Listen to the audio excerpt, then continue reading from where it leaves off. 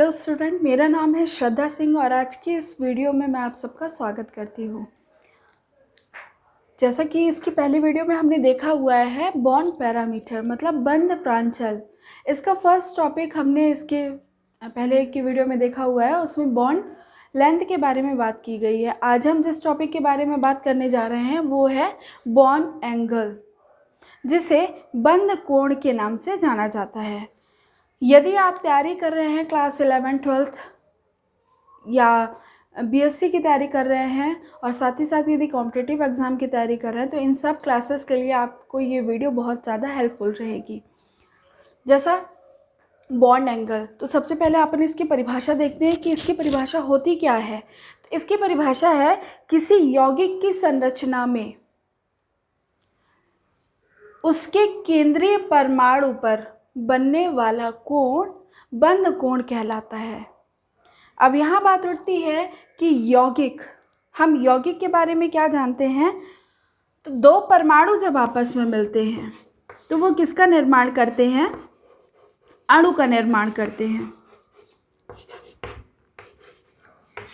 तब जा कर के हमारा एक मॉलिक्यूल बनता है। इस प्रकार से दो परमाणु आपस में मिलकर के एक अणु का निर्माण करते हैं।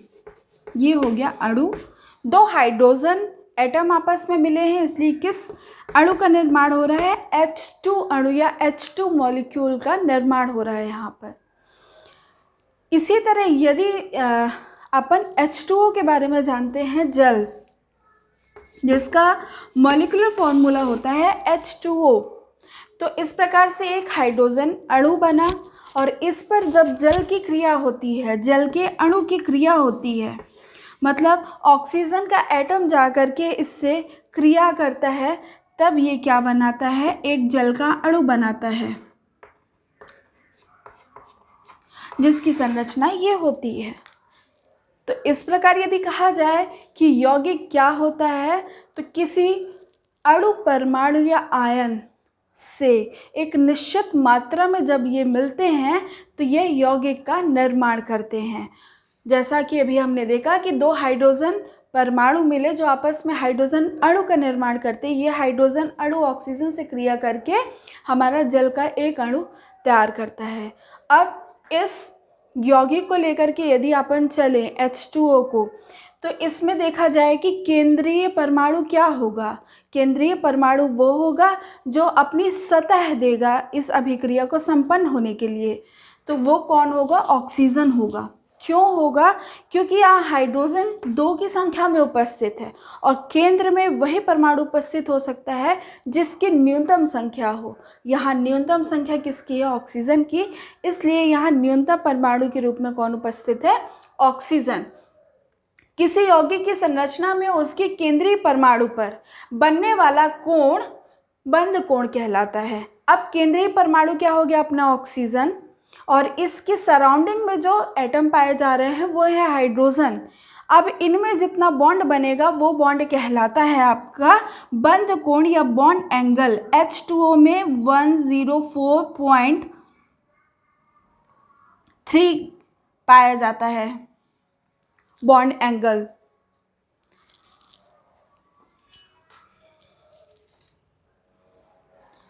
जो हाइड्रोजन में बॉन्ड एंगल पाया जाता है वो 104.5 डिग्री का पाया जाता है। इस प्रकार किसी भी यौगिक का यदि बंध कोण ज्ञात करना हो तो वह किस पर निर्भर करेगा, उसके केंद्रीय परमाणु पर निर्भर करेगा। इसके थोड़ा सा डीपली में जाते हैं कि क्यों ऐसा होता है। ऐसा होने का रीज़न है सिर्फ इसके लुईस कॉन्सेप्ट को यदि आप समझते हैं तो ये आपको बहुत अच्छे से समझ में आएगा। जैसे हाइड्रोजन फर्स्ट ग्रुप का एलिमेंट है, इसलिए इसके ऊपर सिंगल डॉट आता है, मतलब इसके संयोजी कोश में कितने इलेक्ट्रॉन उपस्थित है, केवल एक बॉन्ड इलेक्ट्रॉन उपस्थित होने के कारण ये केवल एक बंध बनाने में सक्षम है। सेम एज ऑक्सीजन देखें तो ऑक्सीजन 6 ग्रुप का एलिमेंट है, मतलब इसके ऊपर कितने डॉट आएंगे, 6 डॉट आएंगे, 6 डॉट, जिसमें से 2 हो गए बॉन्ड पेयर ऑफ इलेक्ट्रॉन और 2 हो गए इसमें लोन पेयर ऑफ इलेक्ट्रॉन। और जैसा कि हम जानते हैं कि बंध बनाने में केवल बॉन्ड पेयर ऑफ इलेक्ट्रॉन भाग लेते हैं और लोन पेयर ऑफ इलेक्ट्रॉन बंध बनाने में भाग नहीं लेते हैं। इस वजह से जब हम इसकी संरचना देखेंगे तो इसमें जो संकरण पाया जा रहा है वो तो sp3 पाया जा रहा है, जिसके अकॉर्डिंग इसका जो बॉन्ड एंगल होना चाहिए वो कितना होना चाहिए, 109.28 डिग्री का। बट पाया कितना जा रहा है, 104.5 डिग्री का। क्यों? उसका सिर्फ ये कारण है क्योंकि इसके केंद्रीय परमाणु पर उपस्थित लोन पेयर ऑफ इलेक्ट्रॉन के प्रतिकर्षण के कारण इसका बंध कोण जो है वो सिकुड़ जाता है और अपने बंध कोण में से घट करके न्यूनतम मान पर आ जाता है। तो इस प्रकार यह इसकी परिभाषा हुई। इसके सेकेंड पॉइंट में अपन चलते हैं, वो है बंध कोण को प्रभावित करने वाले कारक।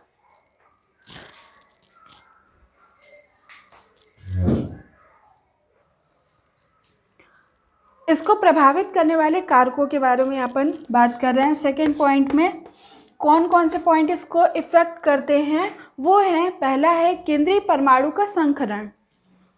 दूसरा point lone pair of electron की उपस्थिति, मतलब एकांकी इलेक्ट्रॉन युग्म की उपस्थिति।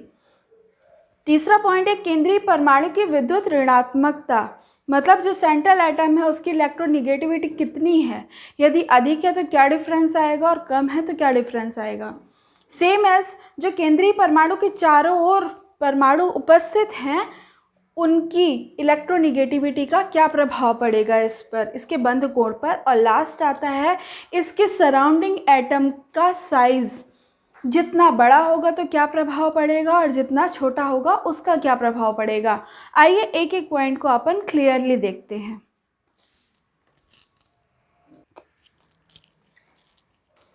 केंद्रीय परमाणु का संकरण का प्रभाव देखा जाए यदि बंध कोण पर, तो किसी यौगिक में जो संकरण पाया जाता है वो sp, sp2, sp3, इसके अकॉर्डिंग उसका बॉन्ड एंगल अपन कैसे फिक्स कर सकते हैं। इसको देखने का तरीका है कि जिसमें sp संकरण उपस्थित है उसमें जो बॉन्ड एंगल पाया जाता है वो 180 डिग्री का पाया जाता है।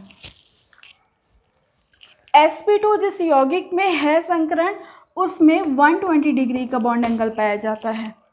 सेम एज जो sp3 है इसमें जो बॉन्ड एंगल पाया जाता है वो होता है 109.28 डिग्री, जैसे यहाँ मेथेन में आपको स्पष्ट रूप से दिखाई दे रहा है। एक एग्जाम्पल अपन लेके देखें, यदि हम sp का एक एग्जाम्पल लेते हैं BeCl2 बेरियम क्लोराइड। इस अकॉर्डिंग इसमें कौन सा संकरण पाया जा रहा है, sp पाया जा रहा है। क्यों? क्योंकि Be किस ग्रुप का एलिमेंट है, सेकेंड ग्रुप का एलिमेंट है।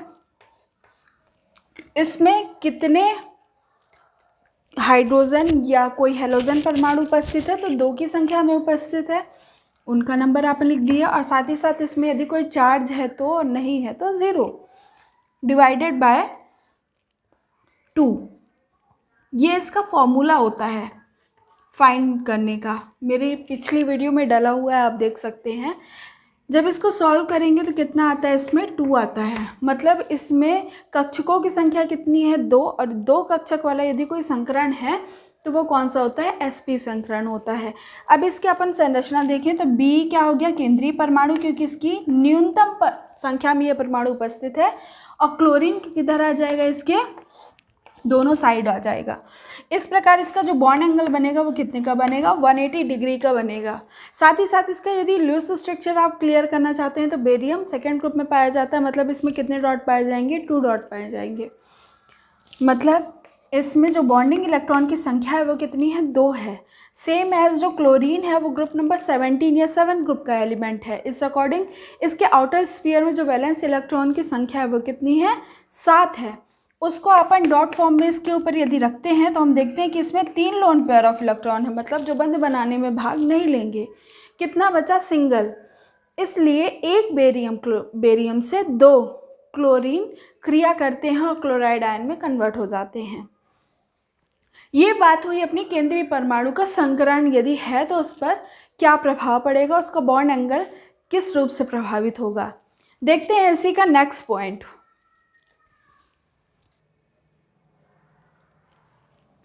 सेकेंड पॉइंट में अपन देख रहे हैं एकांकी इलेक्ट्रॉन युग्म की उपस्थिति।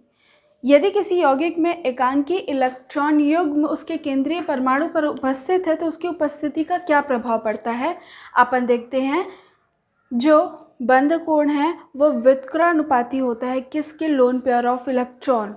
इनमें व्युत्क्रम अनुपात का रिलेशन पाया जा रहा है, मतलब जितनी ज़्यादा लोन पेयर की संख्या होगी बंध कोण उतना ही कम होगा। उदाहरण देखें अपन, जैसे दिया हुआ है मीथेन, अमोनिया और जल, ये तीनों के आणविक सूत्र लिखे हुए हैं। इनमें कौन सा संकरण पाया जा रहा है, इनमें सब में sp3 संकरण उपस्थित है।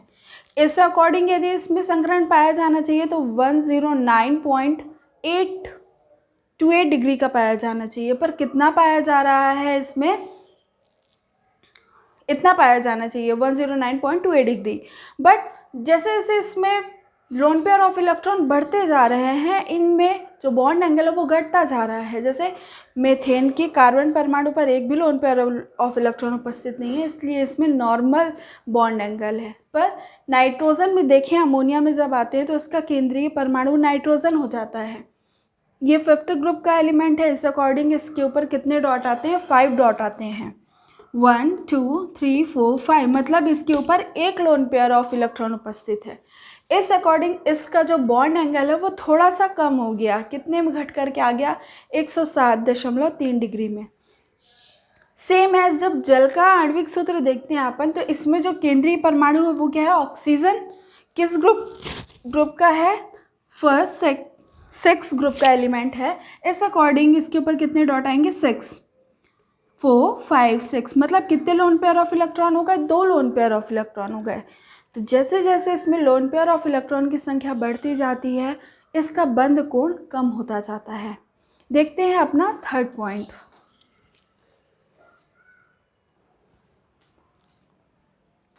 अब हम देखने जा रहे हैं इसका तीसरा कारक जो इसको प्रभावित करता है बंध कोण को, वो है केंद्रीय परमाणु के विद्युत ऋणात्मकता का प्रभाव। मतलब केंद्रीय परमाणु जो भी है यौगिक का, उसके विद्युत ऋणात्मकता का क्या प्रभाव पड़ता है। इसका सूत्र होता है Ba, मतलब बंध कोण किसके समानुपाती है, उसकी विद्युत ऋणात्मकता के। इस आधार पर हम कह सकते हैं कि केंद्रीय परमाणु की विद्युत ऋणात्मकता जितनी ज़्यादा होगी उसका बंध कोण उतना ही अधिक होगा। एग्जाम्पल के रूप में देखें तो ग्रुप नंबर 5 के जो एलिमेंट हैं नाइट्रोजन, फास्फोरस, आर्सेनिक और एंटीमनी, जब ये हाइड्रोजन से क्रिया करके हाइड्राइड बनाते हैं तो इनका जो बॉन्ड एंगल है वो है इनकी विद्युत ऋणात्मकता के कारण इस प्रकार पाया जा रहा है, जिसमें सबसे ज़्यादा विद्युत ऋणात्मकता किसकी होगी, नाइट्रोजन की, फिर फास्फोरस की, फिर आर्सेनिक की और फिर एंटीमनी की। सेम एज इसमें जो बॉन्ड एंगल पाया जा रहा है वो भी डिक्रीजिंग फॉर्म में है। तो इससे समझ में आया कि केंद्रीय परमाणु की विद्युत ऋणात्मकता जितनी ज़्यादा होगी उसका बंध कोण का मान उतना ही अधिक होगा। देखते हैं अपन 4th पॉइंट की तरफ।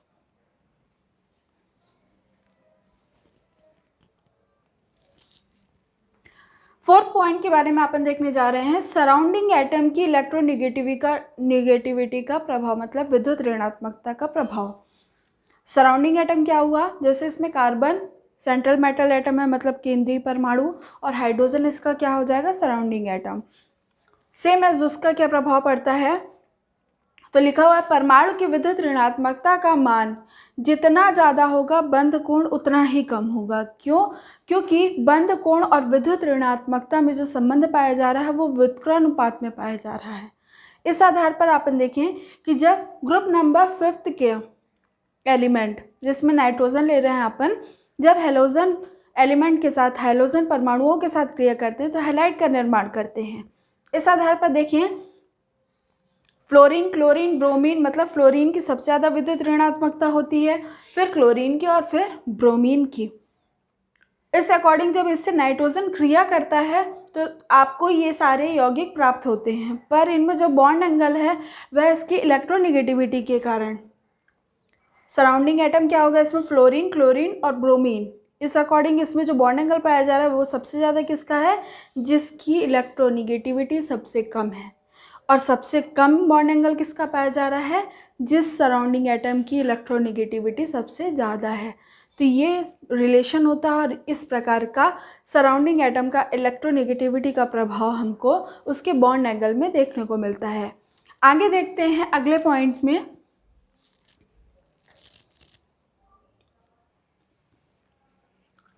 लास्ट पॉइंट देखने जा रहे हैं, फिफ्थ पॉइंट, सराउंडिंग एटम का आकार का प्रभाव। मतलब सराउंडिंग एटम का आकार जितना बड़ा होगा उसके बंध कोण का मान भी उतना ही अधिक होगा।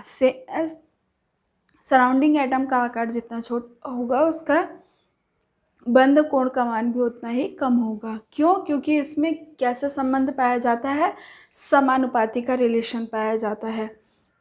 इस अकॉर्डिंग यदि अपन एग्जाम्पल देखें तो जब आवर्त सारणी में बाएं से दाएं जाते हैं तो परमाणु का आकार घटता है और जब ऊपर से नीचे आते हैं तो परमाणु का आकार बढ़ता है। Same as hydrogen first group का एलिमेंट है। इस अकॉर्डिंग जो इसके कंपाउंड का स्ट्रक्चर का एंगल पाया जा रहा है वो कितना है, 104.5 डिग्री का।